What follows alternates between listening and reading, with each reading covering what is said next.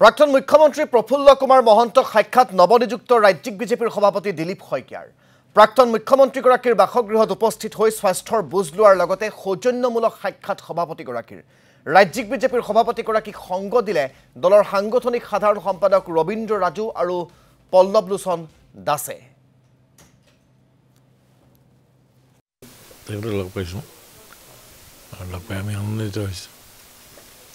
মই ভাবোঁ যে ঐক্যবদ্ধ সংগ্ৰামে জনসাধাৰণে বিচৰা ৰিজাল্টটো সোনকালে আনিব পাৰিব।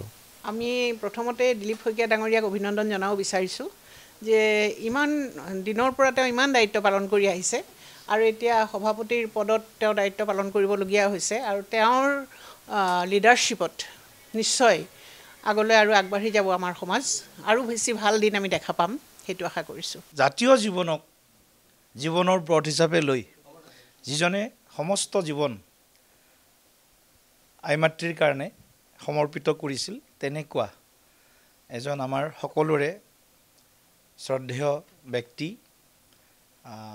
কেৱল প্ৰাক্তন মুখ্যমন্ত্ৰীয়ে নহয়, তেখেতৰ যি বিশাল ব্যক্তিত্ব, সেই বিশাল ব্যক্তিত্বই আমাক সকলোকে উদ্বুদ্ধ কৰে। তেনেকুৱা আমাৰ সকলোৰে পৰম শ্ৰদ্ধাৰ মাননীয় মহন্তদেৱৰ ঘৰলৈ আমি আহিলোঁ, তেখেতৰ স্বাস্থ্যৰ খা খবৰ ল'লোঁ আৰু আজি আমি খুব ভাল লাগিছে যে তেখেতৰ স্বাস্থ্য বিগত কিছুদিন আগতকৈ অকণমান ভাল দেখা পাইছোঁ।